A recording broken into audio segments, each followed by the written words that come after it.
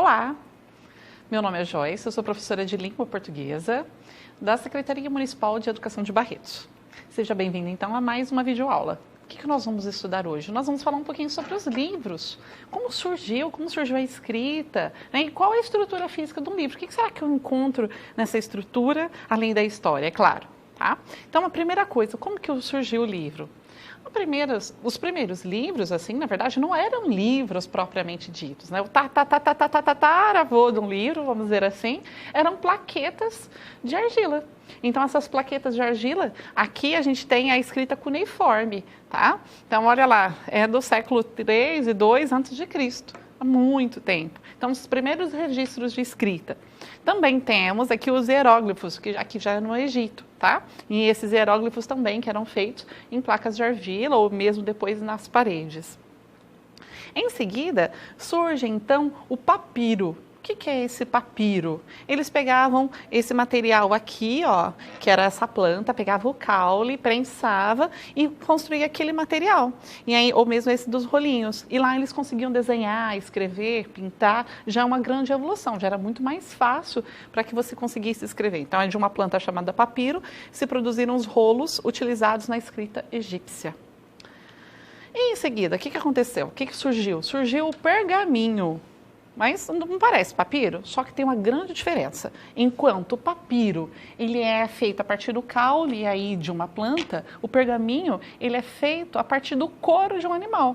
Então, eles pegavam couro de carneiro, tratavam e faziam rolos. E aí também a gente tinha uma facilidade maior. Depois que eles faziam rolos, eles descobriram uma nova forma de organizar esse pergaminho. Eles pegavam folhas, colocavam várias folhas, cortavam do mesmo tamanho, uma em cima da outra, e aí aqui, ó, eles costuravam. Então, eles começaram a costurar. Aqui é um códice de Agadá, escrito em 1479, ele era feito de pergaminho animal. Aqui, então, nós já começamos a ter a estrutura física de um livro. Mas os livros, eles eram feitos artesanalmente, quase que um a um, muitas vezes à mão.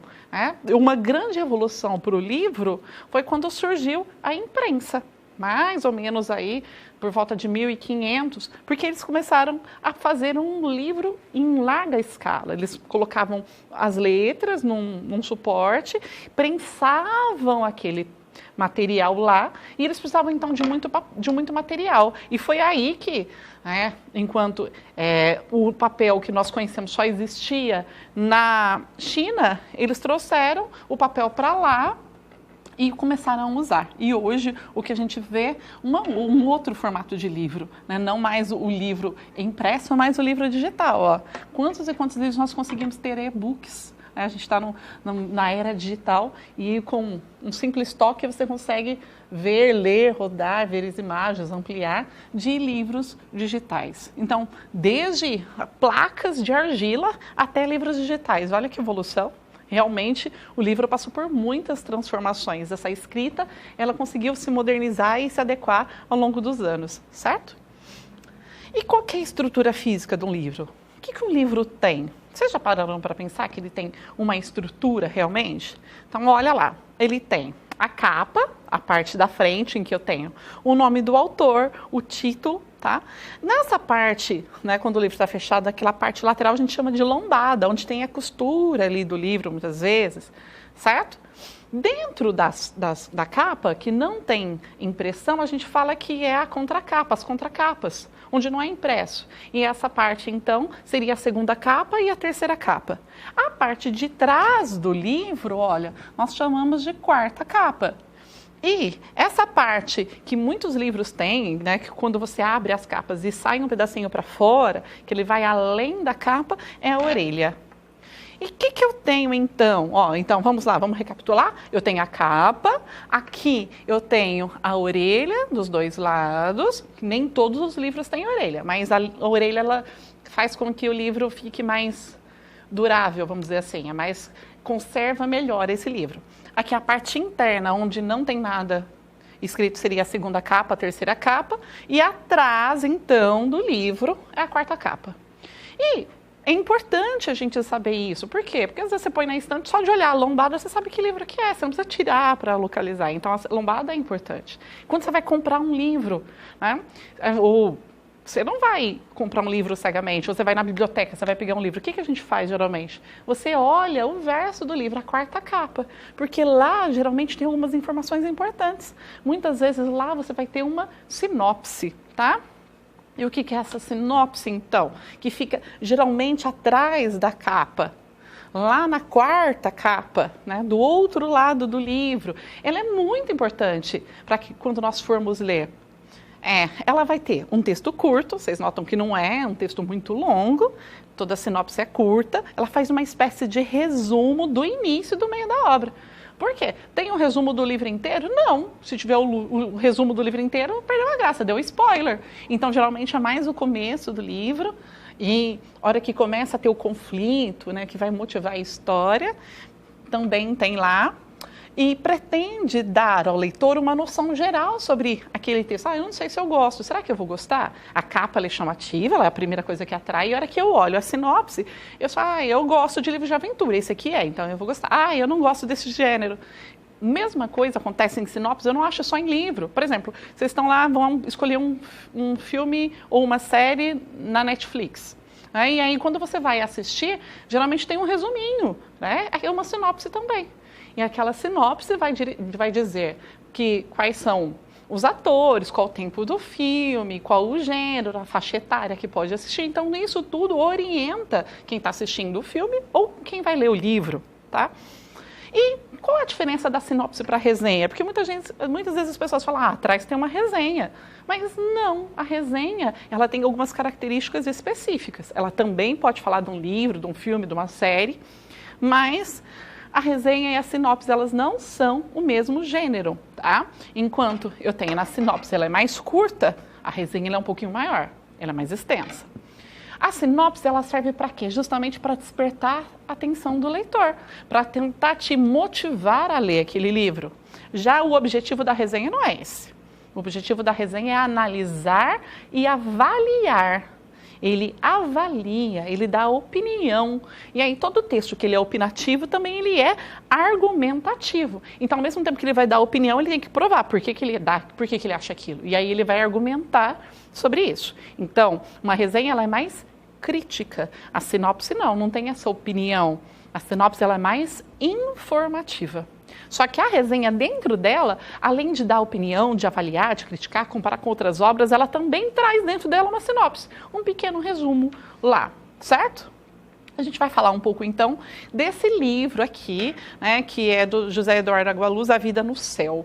Então aqui nós temos uma capa, nota o nome do autor, o nome do livro, aqui o subtítulo, Romance para Jovens e Outros Sonhadores. Então eu tenho um subtítulo, eu tenho a editora lá embaixo, que é Melhoramento, tá? Aqui atrás, então, olha, interessante esse livro. Ele não tem exatamente uma sinopse, porque em cima ele tem esse texto aqui, que fala, ele faz uma breve introdução, mas não é bem uma sinopse característica. O mar engoliu a terra, eis que o novo dilúvio tornou impossível a vida em terra no planeta. Em vez de uma construção guiada pelo divino, como uma arca de Noé, é o homem que cria uma saída para a falta de moradia, viver nas nuvens. Literalmente. Então, realmente, como teve com aquecimento global, o nível do mar sobe e fica impossível a vida na Terra. Então, eles vão morar nas nuvens, no céu, tá? Por isso que é a vida no céu. É interessante que aqui embaixo teria um comentário do autor e lá eu tenho o código, né, e eu tenho um QR Code com um book trailer ou trailer book, depende. Os dois estão corretos. Então, ali, ele vai fazer, ele mostra um pouquinho mais, numa versão mais moderna, digital, sobre o livro, né? Então, vamos assistir? Vamos lá.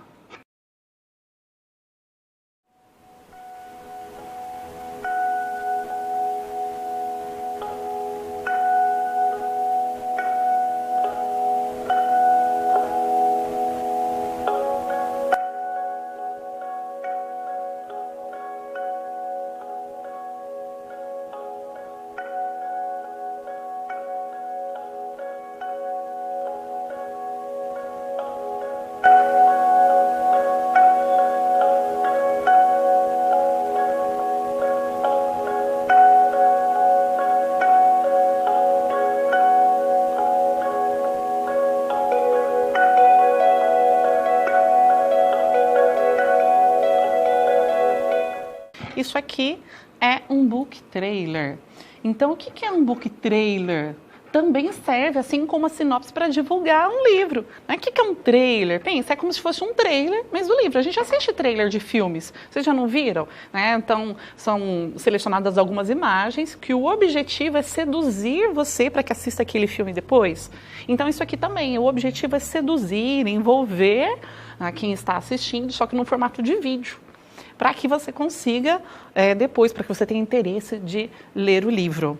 É um vídeo, então, feito para divulgar um livro. O objetivo é atrair o leitor e é muito comum nas redes sociais. Então, hoje em dia, em YouTube, Instagram, eles publicam como formato de vídeo também para capturar a sua atenção, tá? Então, isso aqui é um book trailer. Então, eu posso fazer a divulgação do livro pela sinopse, atrás, ou posso fazer também por um book trailer, num formato mais novo, mais recente, que é o formato digital.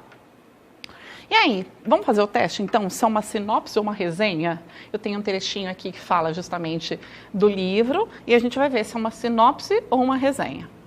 Então, vamos lá. A Vida no Céu é um romance distópico. O que é um romance distópico? Que fala, um romance de ficção científica do futuro, que mostra alguma coisa, alguma catástrofe que houve no planeta, vamos dizer assim.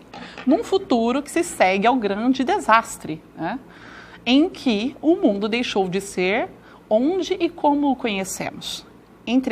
Encontrando-se o globo terrestre inteiramente coberto por água, então a Terra estava submersa, a temperatura, a superfície era intolerável, estava muito quente, restou ao homem subir aos céus. Mas essa ascensão, ela é literal, Então subiu aos céus realmente, com um corpo, Lá usando barcas, usando de espécies de balões, ficando no céu. A humanidade, reduzida agora a um par de milhões de pessoas, habita aldeias suspensas e cidades flutuantes. Então, a gente tem cidades nos céus, que eram dirigíveis gigantescos denominados. Então, quem tinha dinheiro morava nesses dirigíveis, Tóquio, Xangai, São Paulo. E as pessoas mais pobres, elas navegavam no ar em pequenas balsas rudimentares. Então, tinha balões e pequenas balsas interligadas. Carlos Benjamin Moco é o narrador da história, então ele apresenta aqui o narrador. Tem 16 anos e nasceu numa aldeia, Luanda, que junta mais de 100 balsas juntas. Então, na aldeia dele tem mais de 100 balsas reunidas. O desaparecimento do pai fará com que Benjamin decida partir à sua procura, certo? Então, ele vai, nota que ele para aqui, no momento e fala, olha, o pai some, e aí ele vai atrás do pai. Ele deixa, e aí, o que será que acontece? Deixa esse mistério no ar. Então, isso aqui, tem algum trecho em que o autor, ele faz uma avaliação ou ele só conta a história? Pensa.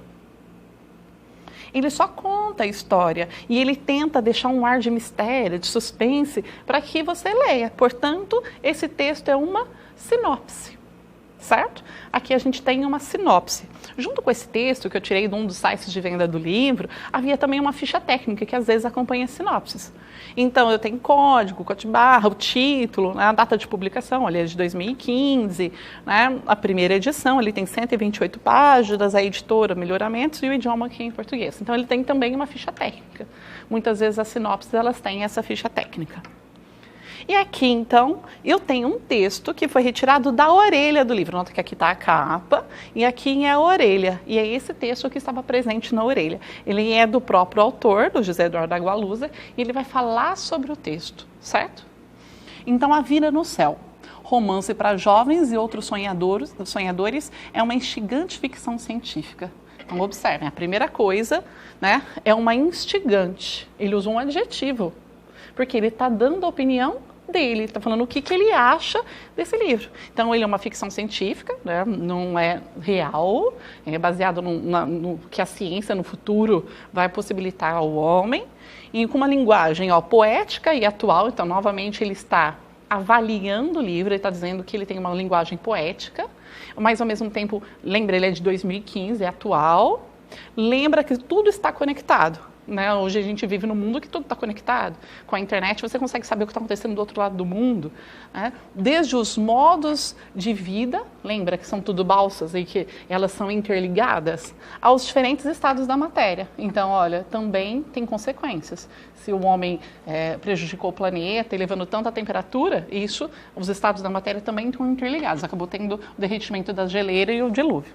Certo? E aqui embaixo, com o dilúvio causado pelo aquecimento global, desaparecimento dos países terrestres, os humanos sobreviveram. Então, se vocês forem olhar, o que acontece? Nos 2 primeiros parágrafos, ele está fazendo uma avaliação, ele está dando a opinião dele, introduzindo.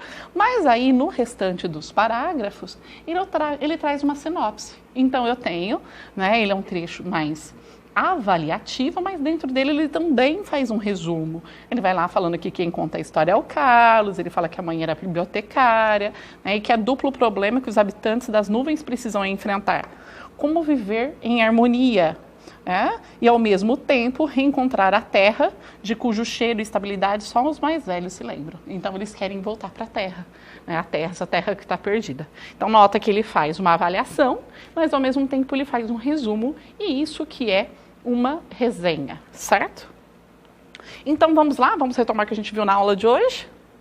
Né? O livro evoluiu ao longo dos tempos, certo? Então ele começa com as placas de argila, hoje eu tenho livros digitais. A estrutura física do livro, ele tem a capa, as 2 contracapas, a segunda, a terceira e a 4ª capa, onde geralmente fica lá a sinopse. Eu tenho a sinopse, que ela busca justamente resumir o livro e despertar a curiosidade do leitor. Mas eu também posso ter uma resenha. E o que é justamente essa resenha? Além de fazer um resumo, além de ter uma sinopse dentro dela, ela também avalia o livro e o argumenta. Porque lembra, toda vez que eu dou a minha opinião, eu tenho que argumentar. Então, ela é opinativa e argumentativa. Espero que vocês tenham gostado, que vocês procurem esse livro. Ele é super legal, super interessante. E a gente se vê numa outra aula. Até mais!